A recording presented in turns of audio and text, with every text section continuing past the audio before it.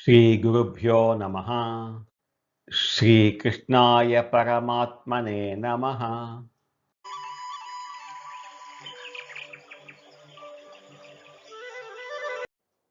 భగవద్గీత దైవాసుర సంపద్ విభాగ యోగంలో ఈరోజు మనం 10-11 శ్లోకాలను తెలుసుకుందాము. ఇంతకు ముందు శ్లోకంలో ఈ రాక్షస స్వభావం ఉన్నవారు సమాజాన్ని ఎలా నాశనం చేస్తారో మనం తెలుసుకున్నాం కదా. అసలు వాళ్ళు ఎందుకు అలా ప్రవర్తిస్తారో ఈ శ్లోకంలో స్వామి వివరిస్తున్నారు. 10వ శ్లోకం. కామమాశ్రిత్య దుష్పూరం దంభమానమదాన్వితాః మోహాద్ గృహీత్వా సద్గ్రాహాన్ ప్రవర్తంతే శుచివ్రతాః. రాక్షస బుద్ధి ఉన్నవారి ఆలోచనలు ఎంత భయంకరంగా ఉంటాయో చెప్తున్నారు. కామం ఆశ్రిత్య దుష్పూరం, ఎప్పటికీ తీరని కోరికలు. దుష్పూరం అంటే ఎప్పటికీ నిండనిది. వీరి కోరికలకు ఒక హద్దు ఉండదు. 1 కోటి రూపాయలు వస్తే 10 కోట్లు కావాలంటారు. 10 కోట్లు వస్తే 100 కోట్లు కావాలని అనిపిస్తుంది. ఈ అత్యాశ అనే గుడ్డి అశ్వం మీద ఎక్కి వాళ్ళు ఎప్పటికీ పరిగెత్తుతూనే ఉంటారు. దంభ మాన మదాన్వితాః, దంభము, మానము, మదము వీటితో ఉన్నవారు. దంభము అంటే కపటం, లోపల కుళ్ళు పెట్టుకొని పైకి నవ్వుతూ నటించడం దంభం. మానం గౌరవ ఆపేక్ష, అందరూ నన్ను గౌరవించాలి, నాకు నమస్కారం పెట్టాలి అనే విపరీతమైన ఆరాటం. మదం అంటే అహంకారం, ధనము, అధికారం చూసుకొని కళ్ళు నెత్తికెక్కడం గర్వం. ఈ 3 గుణాలు వీరి బుద్ధిని పూర్తిగా ఆక్రమించేస్తాయి.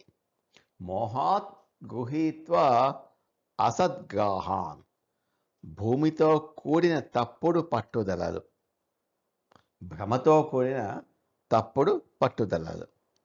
మోహం అంటే అజ్ఞానము, భ్రమ. అసద్గ్రాహాలు అంటే ఏమాత్రం పనికిరాని, సమాజానికి కీడు చేసే విషయాలను పట్టుకొని వేలాడటం. తాము చేసేది తప్పు అని వాళ్లకు లోపల ఎక్కడో తెలిసినా కూడా పట్టుబట్టి మరీ మూర్ఖంగా వాదిస్తారు. నేను పట్టిన కుందేలకు 3 కాళ్ళు అన్నట్లుగా వీరి ప్రవర్తన ఉంటుంది. ప్రవర్తంతే అశుచి వ్రతాః, అపవిత్రమైన పనులు చేయటం.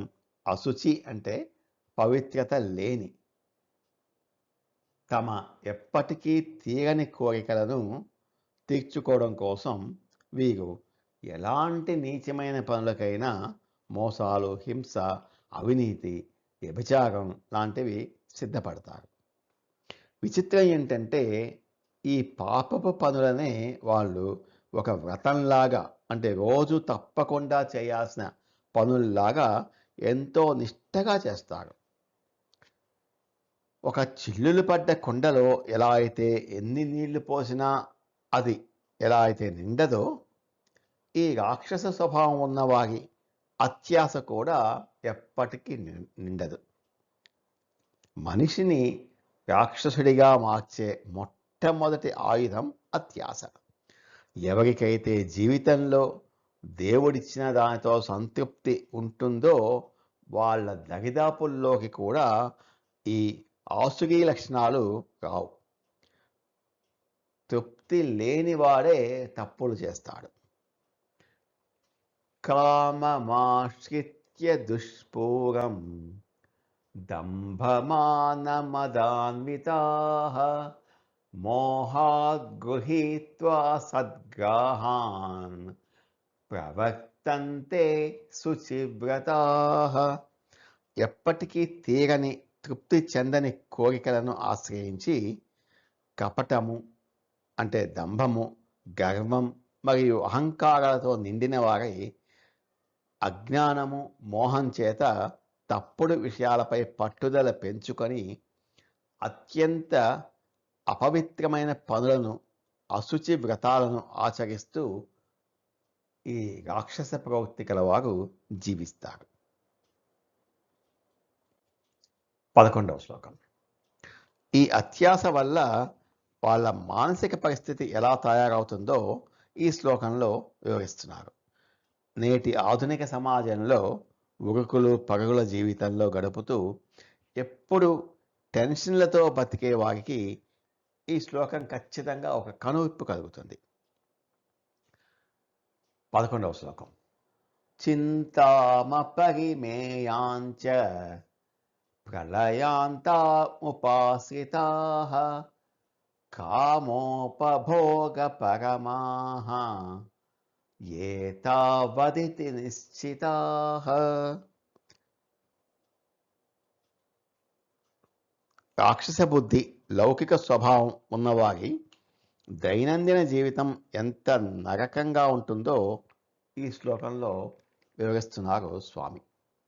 చింతాం అపరిమేయాంచ, అంతులేని ఆలోచనలు, ఆందోళనలు. అపరిమేయం అంటే కొలవలేనిది, లిమిట్లెస్. ఉదయం లేచినప్పటి నుండి రాత్రి పడుకునే వరకు వాళ్ళ మెదడులో వేల కొద్దీ ఆలోచనలు, టెన్షన్లు పరిగెడుతూనే ఉంటాయి. ఇంకా ఎలా సంపాదించాలి, నా కాంపిటీటర్ను ఎలా తొక్కేయాలి, నా ఆస్తులను ఎలా కాపాడుకోవాలి అనే ఆలోచనలతో వాళ్ళకు ప్రశాంతమైన నిద్ర కూడా కరువు అవుతుంది.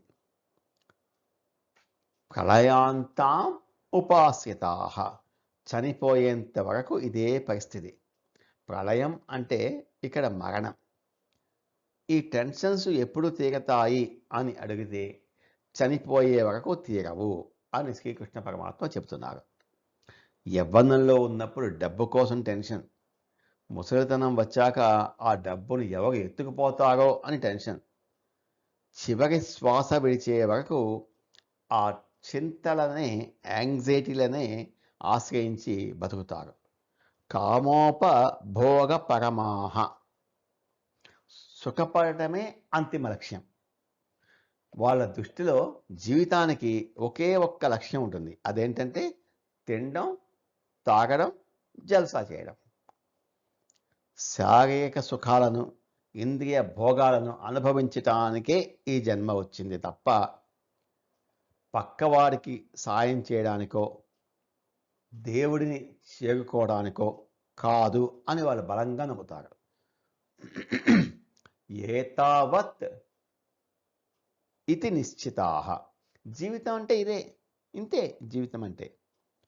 ఏతావత్ అంటే ఇంతే.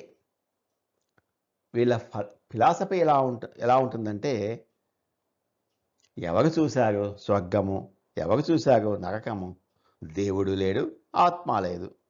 ఉన్న 4 రోజులు హాయిగా మనం ఇష్టం వచ్చినట్లు ఎంజాయ్ చేయాలి.